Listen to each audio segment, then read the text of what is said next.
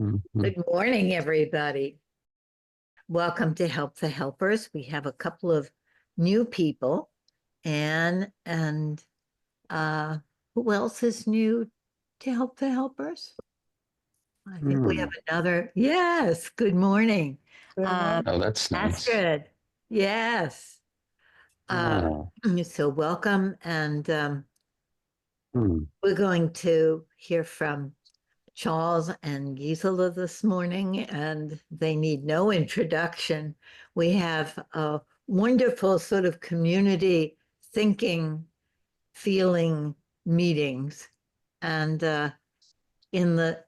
when we were getting ready, I asked Charles what was needed, what he needed from us. He said critical thinking, but not negative. So we made a bumper sticker that says critical thinking is critical to democracy. So we're starting with that thought. Charles and Gisela, you're on. Great. Shall I do a little lead in, Gisela, or do you want to do it? You do it. Okay. Actually, I thought we might start with, I suppose we should just start with the sensing that we're here all together. Maybe sensing what it's like for us to be gathered in this space, feeling our body as it's supported by the feet on the floor, legs resting, thighs resting in the chair, bottoms supported, back supported, and breathing, feeling our aliveness, sensing our hands, sensing our face and breath. And there's a little quote here that I think kind of guides us into today's presentation, which is from Gene. He says, "We live in a structural political context, and it can help to sense ourselves in it." So we come in sensing ourselves here in a larger structural political context. What's that like? What's it like to feel that, notice that, be aware of that, and how we are together, what it means that we're not alone? That structural political context that we all are in, whether we realize it or notice it or not.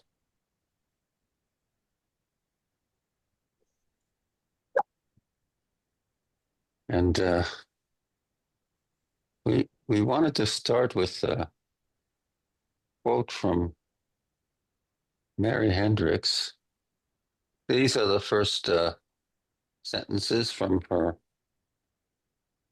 paper on the revolutionary pause as a force for peace.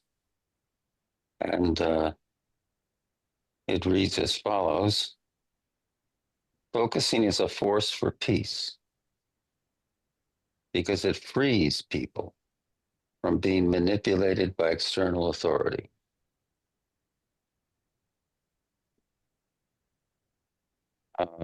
Cultural roles, ideologies, and the internal oppression of self-attacking and shame. This freeing has to do with an ability to pause the ongoing situation and create a space in which a felt sense can form."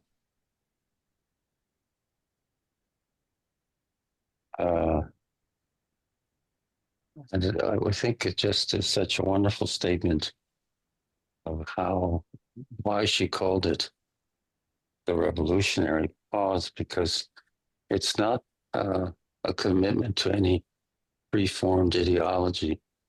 It's an ability to pause the current situation and sense inside in a way that frees us to be, to act, to think, and to be, well, she doesn't say this, but I'll say it, to become independent, think critically. So that's where our starting point. And she describes shortly after this opening paragraph how an instance, because she was thinking at the edge about this, and she had an instance, and it was when her daughter was born, and she was in the hospital, and they kept taking blood samples.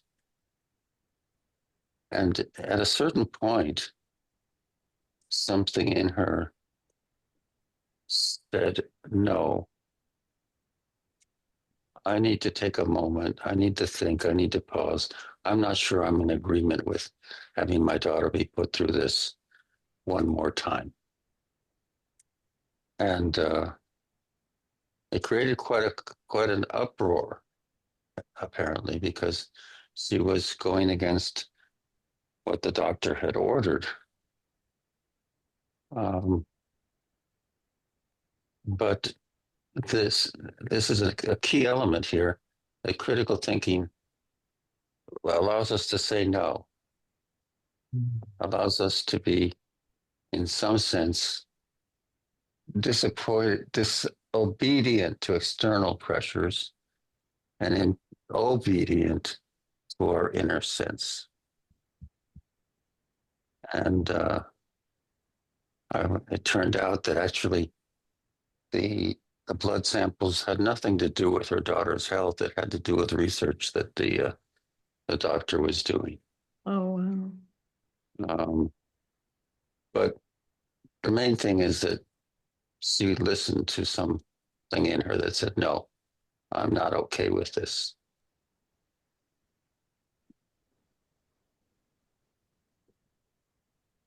So that's a kind of starting point. And I wonder if you might take over, Gisela, because we had some thoughts starting out for what critical thinking is not, what we don't mean by critical thinking. Do you care to delve into that? Yeah. But first, I want to say that focusing alone is not enough. We do need the thinking. And any thinking that is not critical is not really thinking at all. Thinking involves being critical. Now, what does that mean? It's different from criticism. Criticism for criticizing's sake, that's not critical thinking. Instead, it is critique, trying to understand something. And also, it's not judgmental, but tries to understand, as I just said. And this is implicitly contained in focusing. If we pay attention, like, for example, the bias control in dreams, is a critical way of, can we take it at face value, or is it something different?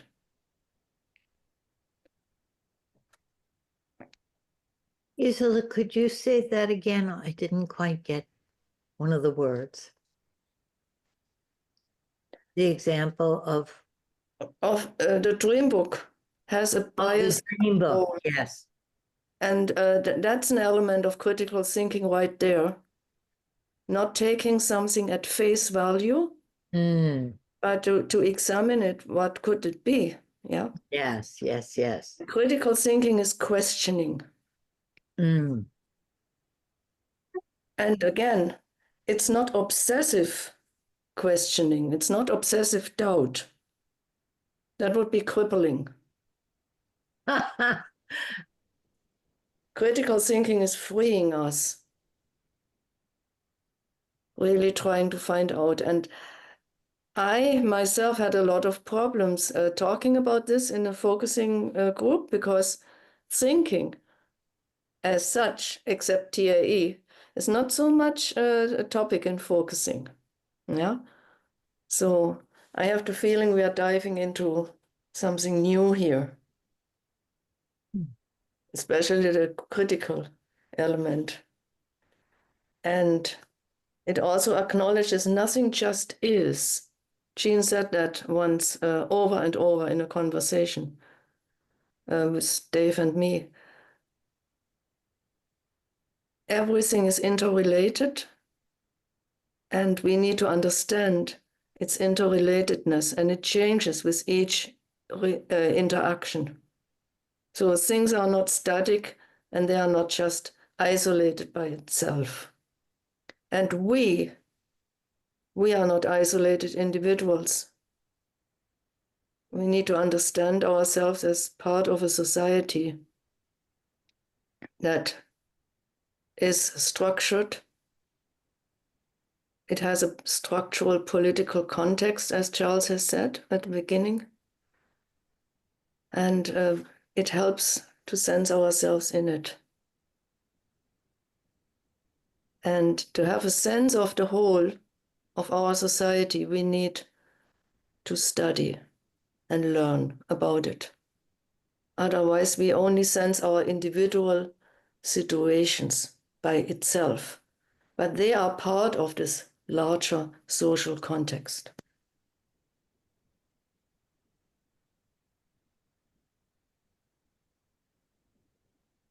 Want me to pick up here?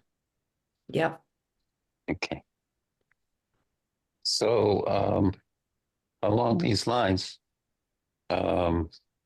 critical thinking, you talked about, Gisela, about how it's not a kind of anxious, doubting. It's actually a force, a power that we have, a capacity that we have to free ourselves from crippling delusions, to live in reality, and to be able to both individually, socially, and politically empowering, to be able to assess and think critically. It helps us to have our feet on the ground, I guess is one way of saying it, and to see clearly, and to question beliefs that may be commonly held, but may not be true, and maybe actually keep us from developing our potential, which is one reason that I see focusing as very not just empowering in our lives individually, but as empowering us as social, because none of us is just an individual. We're also a social participant. We're all social beings, and we're all part of a society, and that society affects us. We need to have that capacity to say no, to think critically, and to evaluate what really is supporting us to live a full life as possible, and to nurture that in others as well. Mm-hmm. So, and we need the ability, when we encounter something, to find out if this is freeing, if it's is it furthering the development of the individual, or is it not? to be continually asking that question, right? Which is Yeah. one way. Another thing we want to say is that thinking critically, or in a critical stance or mood, or whatever we want to call it, is not something we do Monday and then we don't do it Tuesday. It's part of something that it's part of a way of relating to the world that we practice. Well, ideally, we practicing it as every day. We're continually pausing and thinking, does that seem right? Does that make sense? Mm-hmm. It's like focusing. We don't, I mean, ideally, we live a focusing life and not just focus on every Sunday with our focusing partner. But it's checking inside frequently. How is this for me right now? And with thinking, critical thinking is the same. It's a stance, an attitude. Mhm. Maybe we pause here and ask for people having any reactions or would that make, I think that would be, I would welcome that. Yeah. Are you okay with that? Yeah. Okay. I was Um, thinking about Hans Gadamer saying that that the conversation is the vehicle, of the new world, and that we have to sacrifice our cherished assumptions on the altar of the conversation. And it's very similar to Gene saying that he wants nothing between, and he lays all of his cherished ideas down next to him. And I think that's part of critical thinking, is to be willing to decenter, to lay down all of uh, our beliefs and sort of try out something. I remember Gene telling me that he went to a Catholic college, and this is a man who had narrowly escaped the Nazis as a child, and learned in the Catholic college that Jesus died for our sins. And Gene's critical thinking wasn't critical, oh, that's stupid, which many people would, in his situation, would say, but the critical thinking was to say, what would that be? If that were true, what would that mean? What would that do? How would that be right? It's sort of trying on things and allowing ourselves to enter the metaphor of things that aren't meant metaphorically.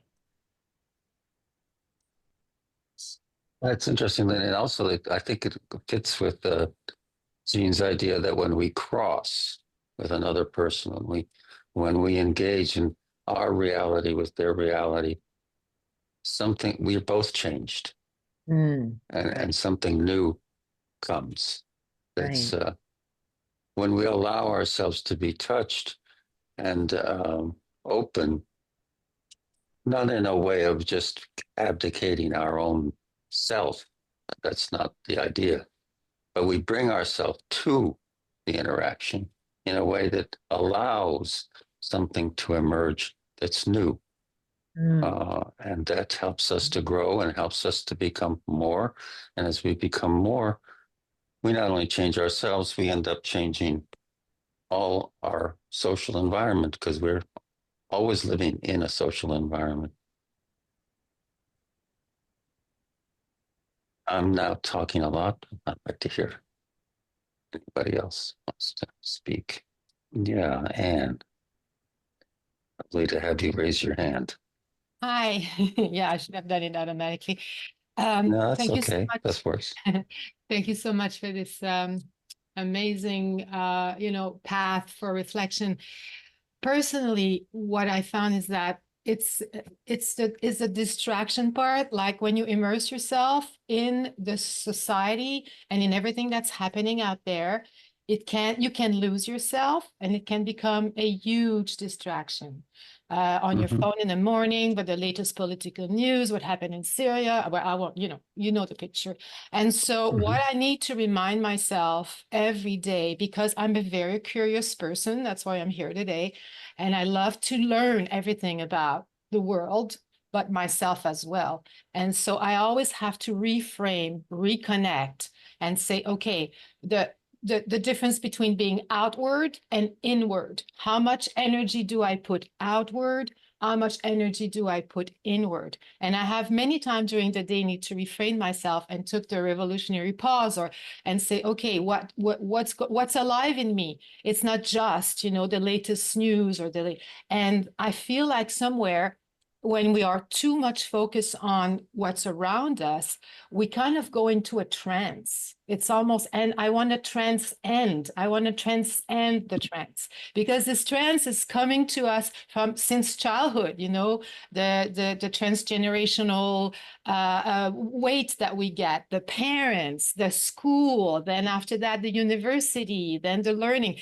And like Jean just said, like you mentioned, Lynn, it was so brilliant when Jean says, put all your ideas beside, but during the day to remind ourselves to do this, on a regular basis, even if it's just for a few seconds or minutes, because we can get really obsessed. And the more chaotic the world is, the more it's a challenge to stay centered and aligned, not with our inner self, like the example of this wonderful woman that you just talked about that went to the doctor and had the courage because she followed her. But mothers were like lioness, right? So maybe it's easier for our children than for ourselves sometimes. I'm a mother too of an adopted daughter, so I know the challenges, and she had a lot. So anyway, I just wanted to, I've talking a lot, but I just wanted to just say that I think it's interesting to really pause during the day and see how much I'm influenced by what's around me and how much I'm kind of connect to what's inside of me, linked to, the vertical instead of the horizontal. I think it's Beautifully. harmful to allow oneself to be bombarded by news which are mostly negative, bad news. Yeah. But when I encounter them, I try to understand them, and I know about my values. Yeah. I know my relationship to it, and I can affirm my own self, what I believe in and what I hear, and put that across for me. And maybe we all need to understand it better what goes on in the world. I think we do. Yeah. Because in case of any critical social development that may ensue politically, we need to have a stance and an understanding what is going on and share with others. And the point Lynn made is very important. We need dialogue. We need to talk to each other. We need to talk to people. And only that way something can shift. You want to say a word or two about deprogramming? Because I think that's also relevant to what Anne's saying. Yes. And how Jean talked about how many layers of programming we all carry, social programming. Yeah, unconscious social programming, he calls it at some point. And he said, when we do not realize how deeply our bodies are socially programmed, we will create conformity. There is a reflection that's necessary here. Unfortunately, he didn't give us steps to do that. We need to create them, I guess. Yeah. But he definitely pointed us to something really crucial, right? Yeah. Yeah, Thanks, I think Anne. so too. Yeah. Yeah. We have Astrid also. You need to unmute, Astrid. You need to unmute. Yeah, know how to unmute on your. Just found it. Oh, there we go. Okay. Well, the revolutionary pose is one of my favorite papers, and I use it a lot. And I was wondering about the term critical thinking, because what comes to me is critical field thinking. Mm-hmm. Mm-hmm. To express the closeness to felt sensing, because I was in dialogue groups with Krishnamurti people, or so there's a lot of thinking going on, and the body is very often left out. So I have a strong feeling about critical thinking, and that includes critical feeling processes, because I think that is very, very important in this political situation we have. So that is just one of the things I'm wondering about. So, and I would like to know where Jean wrote about unsocial programming, because I'm surprised he would use the word programming. So I'm curious about that. Yeah. Yeah, it's in his article, Critique of Narcissism, as far as I remember. I'm going to check it out. Thank you. Yeah.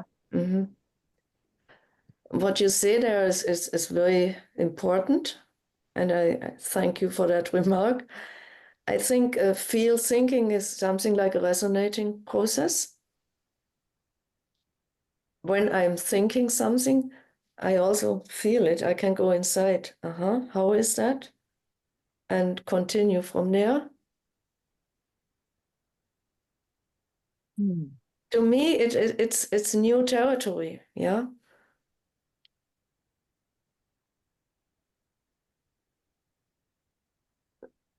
Are you May I- okay? Are you okay, Astrid?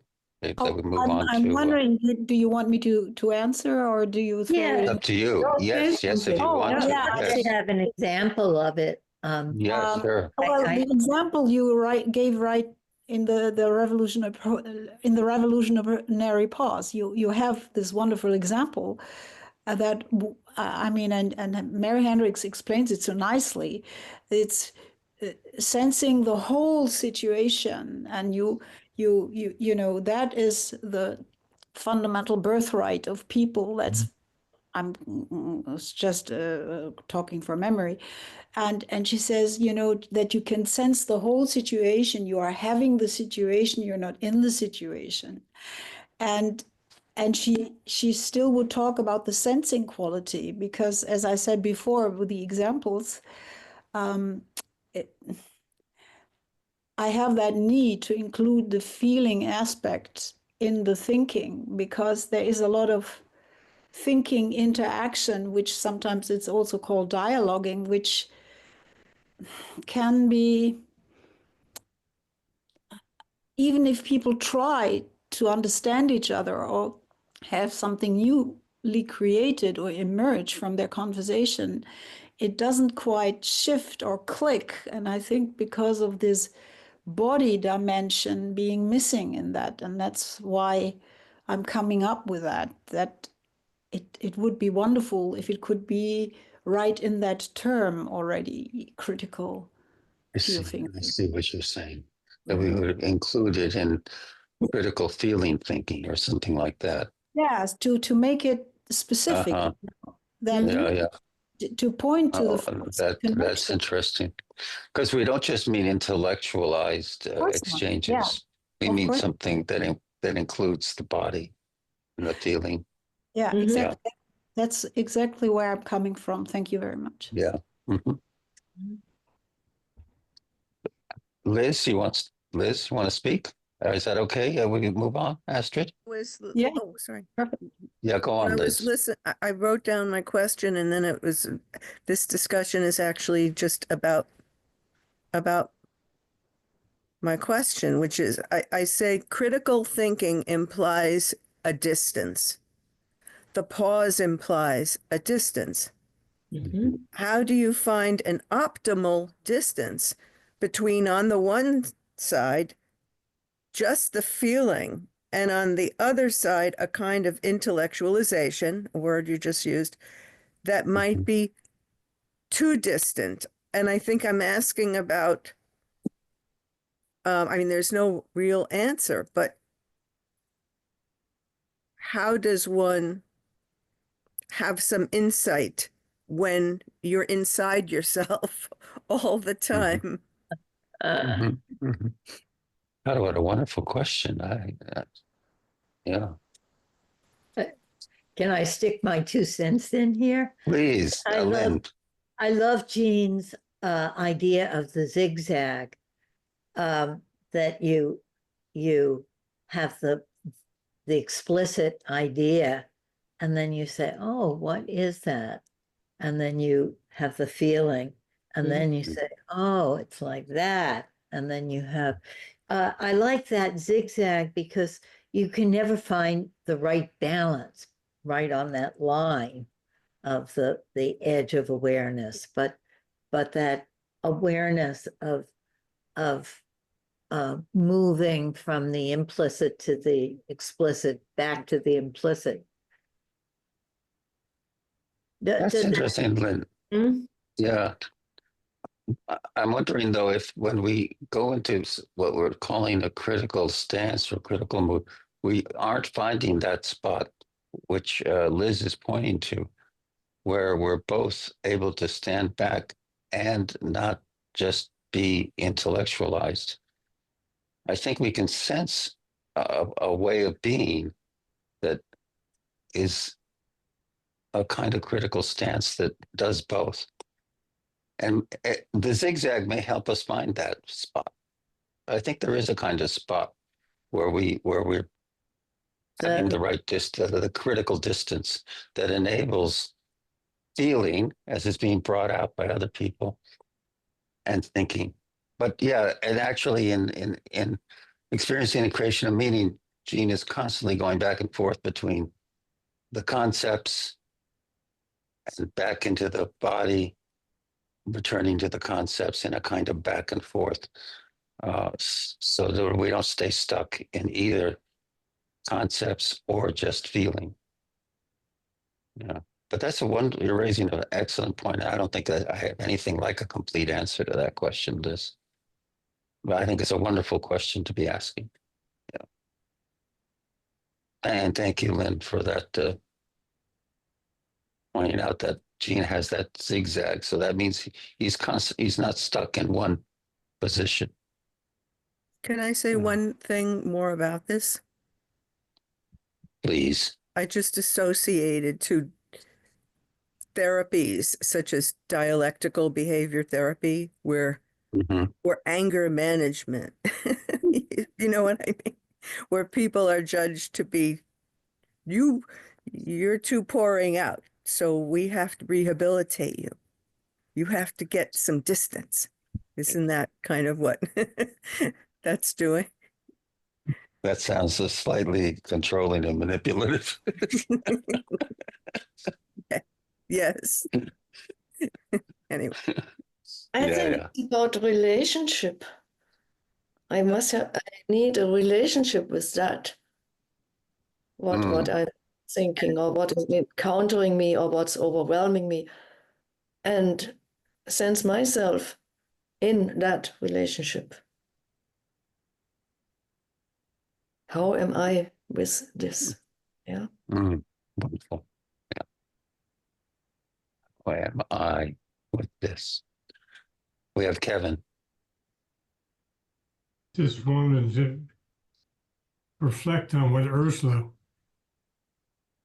was talking about in this whole field of, which begins in childhood, actually, when we realize that we come from different mindsets. Our brains are not all alike.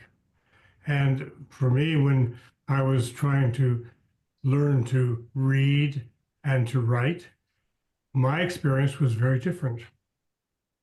And I wasn't able to do what normal, quotation marks, normal people could do, because the words jumped up and went all over the place. And same thing with writing. So it usually was seen as a handicap. But upon proper guidance, it's a reflection that there's different ways of taking in information. And fortunately, focusing really enhances the felt sensing of a dyslexic has to take in the words you say and say, pause. I need time to digest what you say. That's normal practice for persons like myself. And when I do that, I get a feeling, this is where Ursula's bringing up, I get a feel for the whole situation of what is being said more than just the words. And if I pause a little longer, words come back to me to speak out what's there for me to you. And that often touches a deeper place in the other, because we always have that deeper place in the other that wants to be heard and felt and appreciated. Mhm. Yeah. I was just gonna say, I remember Einstein saying once, I take things in slowly. And he was possibly on the spectrum to some degree. And he taking things in slowly. That's part of his genius, I think, was to take things slowly. Yes. And we're so pushed to do things quickly all the time. And Yeah. critical thinking, I think, does require taking things slowly, taking our time, thinking, pausing, questioning. Yeah. Thank you for that, Kevin.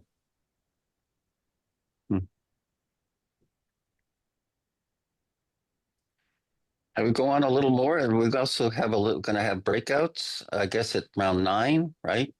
For Or about 20 minutes, an maybe. hour. Megs has her hand up, Charles. And Yeah, I see that. Okay, go ahead, Mix. Good morning. This is so interesting. I just wanted to say, I grew up in an over emotional world. So I tried very hard to turn myself into Mr. Spock. I was Madam Logic. And when I entered the world of focusing, which inspired me to go read 1,500 pages of Carl Rogers, I finally got over my prejudice against emotional thinking, which was really before that a cloud of mosquitoes that was trying to mix me up. And one of the great surprises to me as I allowed emotion, had a greater respect and attunement for emotion, felt sensing, my logic got so much better. And I want to go back to, I love that term zigzag, because if you allow the more of your own spectrum, intellectual, emotional, all across all the spectrums that we, any person, any of us, can be aware of, let into the picture at one time, of course, the better everything is. And that surprised me. So I've gone from Mr. Spock. I have abandoned my Mr. He's still here. It's still here, but a lot of other things too.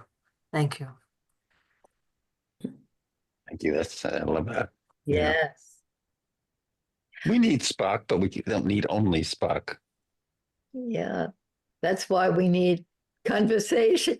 And zigzag, and why we need zigzag. Exactly. Right. I just wanted to say that I think that for me, critical thinking goes right along with Jean's idea of terms and language, that we take our terms and language so for granted. And so often we're talking about different things. And just that simple idea of saying, well, what do you want that word to mean? Sometimes I get into things where people are saying that all of the ills are due to capitalism. And I'll say, what do you want the word capitalism to mean? And then people will say very different things about what they want that word, what that word means to them.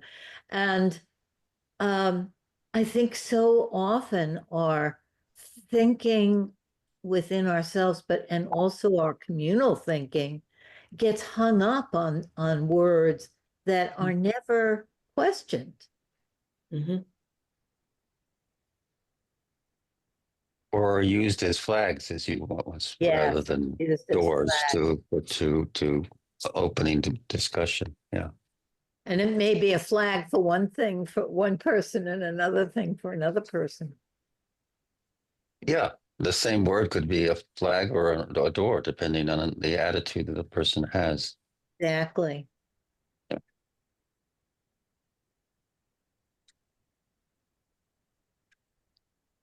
It's all about to question, to be curious. not taking things at face value.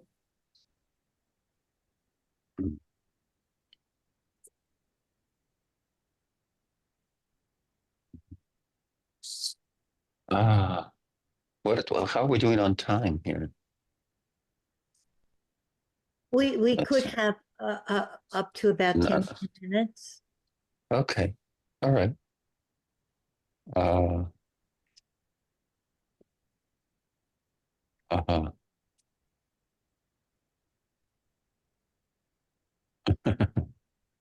uh, okay. Aaron says that Christine is asking us to let her know if we want not to be breakout room.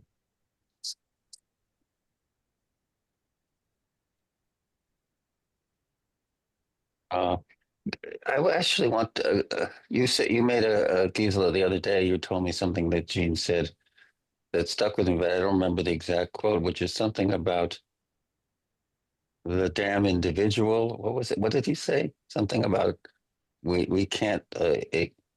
If the individual is sacred, no damn thing is sacred. Did you mean that? Yeah. How did it go? If the individual isn't sacred, then what? Then no damn thing is No sacred. damn thing is And sacred. he said damn. Yeah, he said damn. And I want to add to that that I quoted to him a phrase from Marx, the communal individual. And he said, he didn't say that's right. He said, that's me. So he resonated with the idea of both the damn individual that we is sacred and that we're communal, both. Yeah. Not the individual is dumb. Excuse me. No. If the individual isn't sacred, no damn thing is sacred. Something Right. like that. Yeah. And that individual is a communal individual, you said to him. And then he said, And that's me. yes, I mean, because that's me, Jean. that he resonated with that Mhm. idea of the communal individual, because that captures both that we're individuals and we're also And communal. yeah, we are definitely both. And to hold that together, yeah, Mm-hmm. is That's what's difficult, but that's what's needed. Yeah. Oh yeah, I forgot something. I also said to you that Mhm. thinking critically means to take into account the whole and not just a facet, not just a Mhm. part by itself, Mhm. because Mhm. nothing exists on its own. Everything is interrelated, and we can trace some of these relevant interrelatednesses. And when we understand something, I think there is something inside that says, "Oh, yeah." And if that doesn't come, then we need to continue a little bit more examining. Yeah. Yeah. That's the. I sometimes, when I'm focusing with somebody and they say, yes, with that tone of voice, I know something has clicked. They say, yes.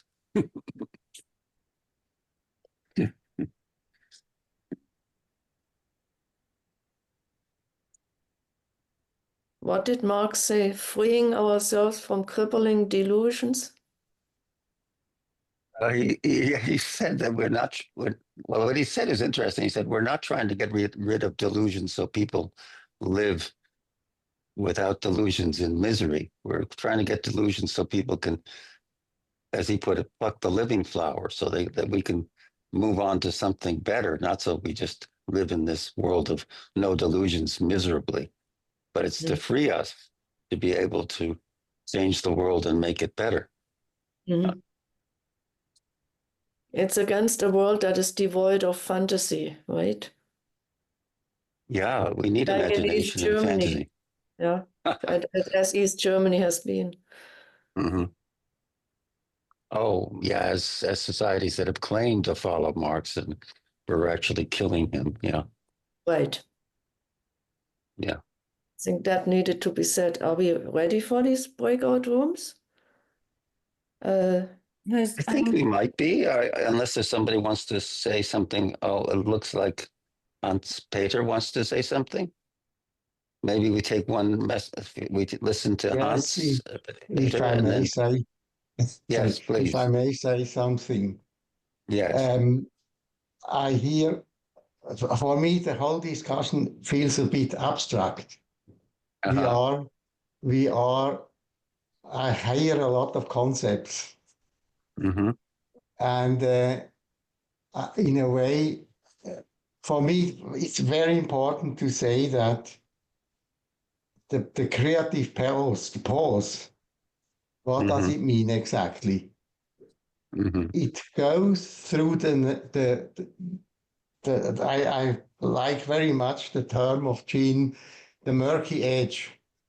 Mm-hmm. That means we come to a place where we don't know, where we are a bit maybe Mm-hmm. dizzy, and that's for me very important to feel Mm-hmm. that we. I hear a lot of terms we have to feel. To feel is a very wide word. Eh? I feel it when I don't know, when I'm loose, or I get to a place where I don't know, and from there something new can happen. Otherwise, we are always turning in this. What means thinking? Thinking means go through the not knowing, I think.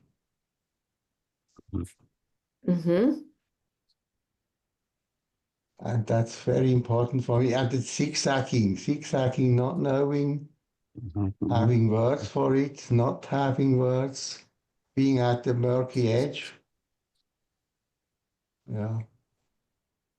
There's a wonderful quote from the obedience pattern, but it's long, so I don't want to go read. But it's essentially what you're saying, that we have to, and it even goes beyond critical thinking, he says. It's the little steps that come inside as we allow ourselves to stay with the murky edge and allow ourselves not to just caught up in all these sophisticated thoughts, but really stay with the unknowing, the not knowing, and the steps that come from sensing. I think that's what you're pointing to. Mm-hmm. Yeah. Mm-hmm.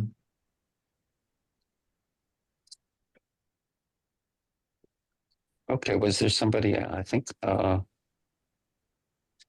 we good to go to our groups? I think we could. Yeah. Yeah, Charles and Gisela, would you like to be in a breakout room or stay in the main room? Yeah, I'm fine with being in a breakout room. Yeah, me like, too. Yeah.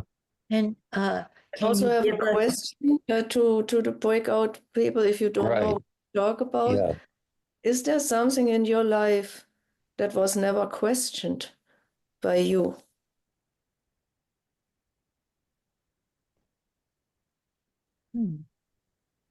And how And is it something. to, Yeah. to develop an attitude of curiosity and questioning things?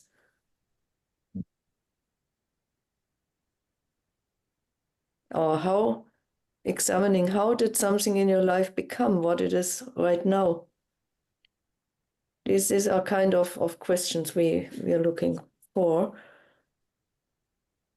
Or who says something? Where does the information come from that we have? And all that, it feeds into our felt sensing. And I thought maybe thinking of an instance where you found yourself questioning something you hadn't questioned before. Yeah. Mm-hmm.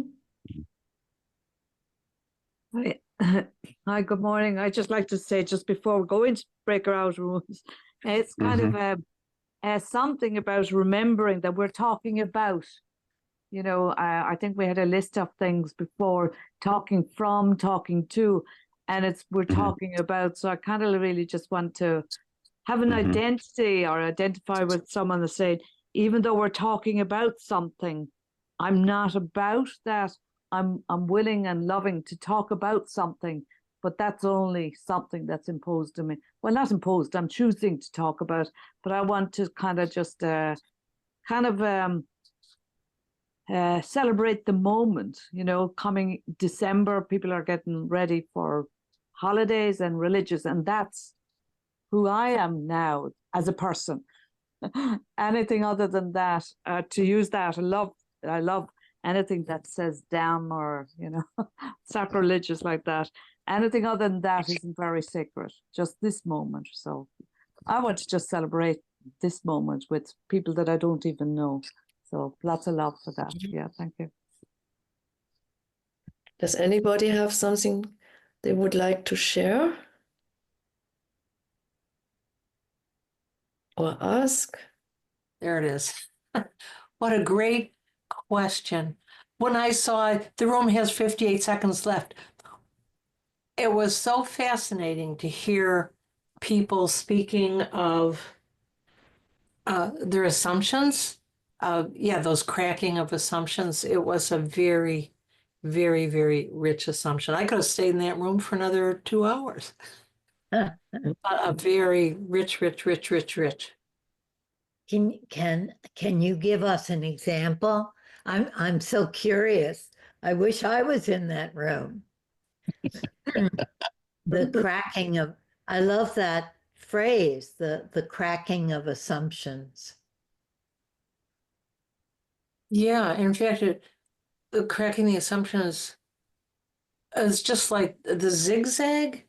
When you're zigzagging, I love that, because when you're zigzagging, you're moving into different territories, and you get noticed. And one of our participants, in fact, all of us, well, 3 of us, one of us, we didn't get a lot of chance to talk, but we have all moved between radically different states of being.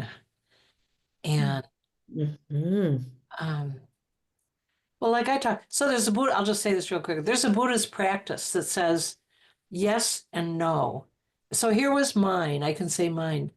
I made this. I grew up in my family. The legend was mother was a saint. And there's a Buddhist practice where here it is. Here's what it looks like. Mother was a saint. Mother was a devil. Mother was a saint. And the person doing this is zigzagging between two poles. I love my dog. I hate my dog.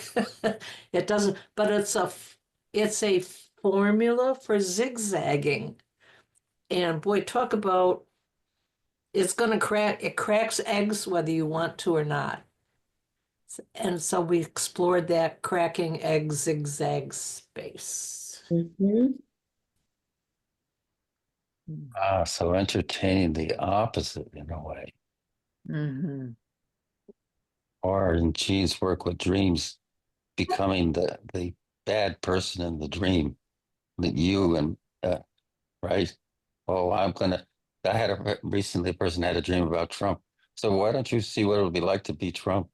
Oh, that would be fun.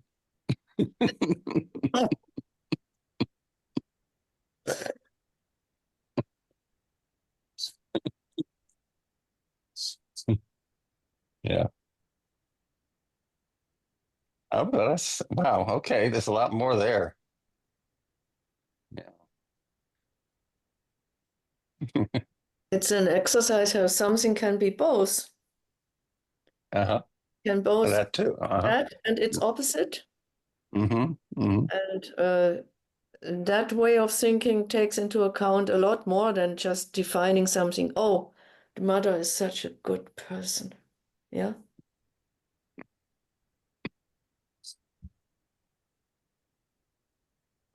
Yeah. But if you crack eggs, right? You crack the assumptions. Nice phrase. Yeah. Cracking the assumptions. Need to write that down. Yeah, that's a good one. Need to save that one. I wonder if anybody had trouble finding their assumptions, because that's a whole art in and of itself, because we assume our assumptions. We're identified with our assumptions. So how do we stand back and even see them, right? Right. Gisela and Dave have done a lot of interesting work around how we can begin to be aware of the social assumptions that we have by sensing our body sense when something in us is saying, oh, you know, oh, that's something not quite right there.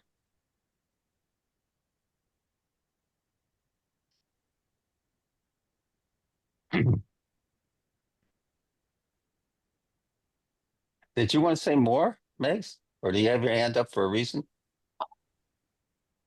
No, I forgot to Okay. hit the lower button. Take it down. Okay, fine. This is Sophie here. Yes, cracking down the assumptions, but there is also sometimes so much deep unknown. So I'm thinking of how trauma history is repeated, how I can't find the word, I was trying to find it earlier, when unsettled is the word that comes when unhealed. And then we can't even crack the assumption, right? Because something is broken, something got broken in a way. Is that what you mean? Generational trauma, something that was so traumatic that you have, in order to survive, you put it away, you deny. And sometimes, it takes a generation or more for the denial to start to come through the next generation and start asking questions. That we never questioned that. What was it like for my grandfather to move from Poland, to walk from Poland to France? With his violin. How was that like to cross the border with, there was a paper by following a procession, somebody who had died, and walking with the people who were not. How was this like? Nobody talked about it. He didn't want to talk about it. He didn't want anything to do anymore with Poland. And we don't know. And my father didn't know. His brothers and sisters didn't know. We don't know. And that lives in all of us. And how do you find out? Are you able to move on from assumptions when you don't ever find the fact of the truth? Maybe yes, maybe you don't need the personal fact. Maybe general fact is enough. I'm processing here. Yeah. Curious Yeah. what others are that. You're feeling it in your body, I think, as I'm listening to you. To some degree, right? Yes. It feels like there's a huge question inside. Question mark. A huge question mark inside. Yeah. I was so with you, Sophie. I was, when you said, "Oh, I'm processing here," I realized I was just on that journey with you of wondering about what we know, what we don't know, how we can question when we don't know, the dissociation and the traumatic, denial, and also that things are just so complicated that we can't even know our assumptions in a way. Yes, thank you, Lynn.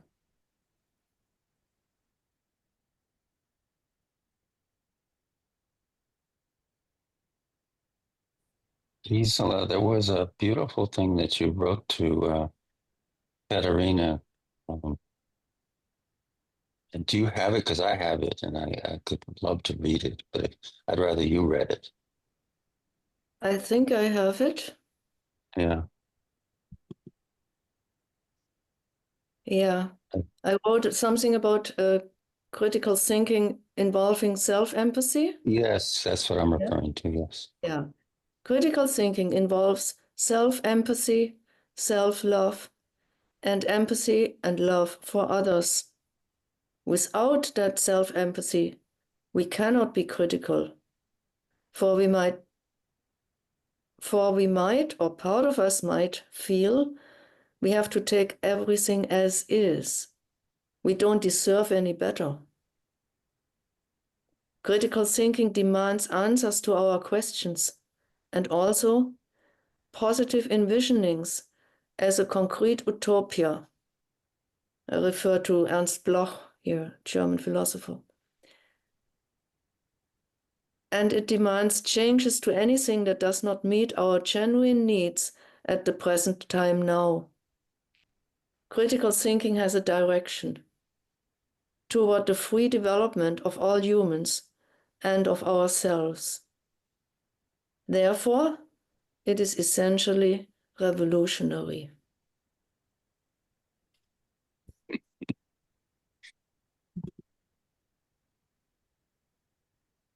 Beautiful. Mhm.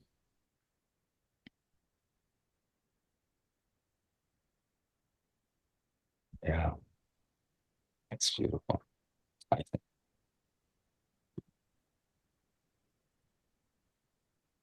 I want to just say that when we meet revolutionary, we need to be critical about what we mean by, well, that would be like Lynn saying, what does revolutionary mean to you? Mhm. Because of course, there've been all kinds of horrible things that have been called revolutionary. But you make very clear that what you're talking about is ways in which we really meet our human needs, and that's what's revolutionary. I think that's what you mean. Yeah, that's what I Yeah. would mean.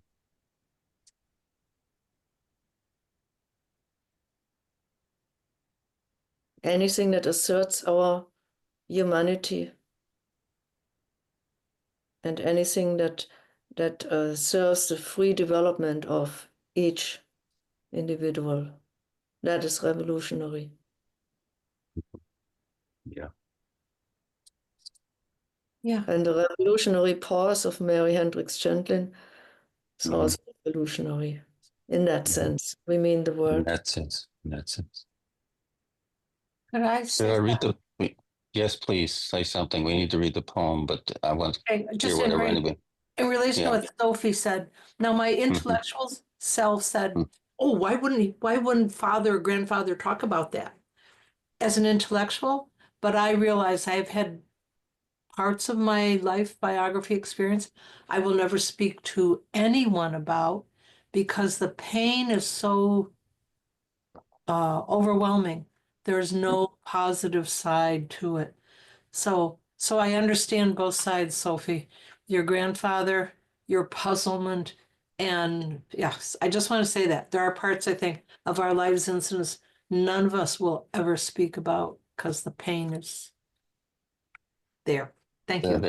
There's such deep empathy in your words there. Thank you. Yeah.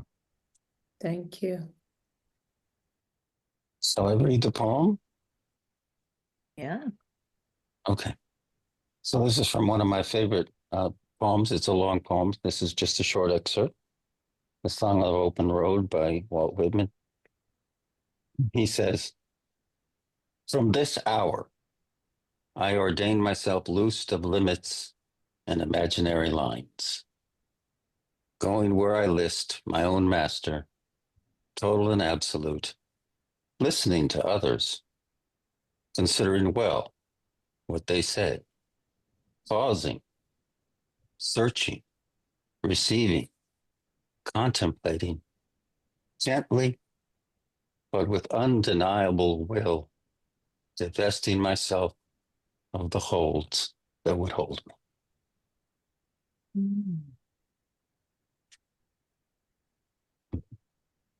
Wow. Can you read it again, Charles? I think we Sure, need sure, of a course. second time to take it, Sure, yeah, sure, and try it out. You have sure. to From put this it hour, on.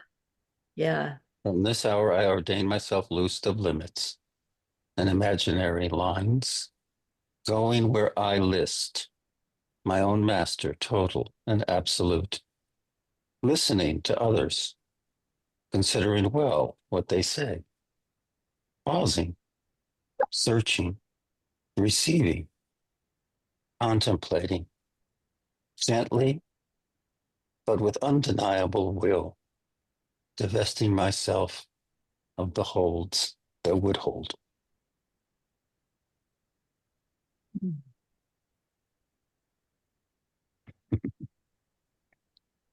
It is the hold, H-A-L-T, right? That would hold me, Okay. correct? Oh, hold me, like hold me back. Oh, HOLD, that would limit me, hold me back. Thank you.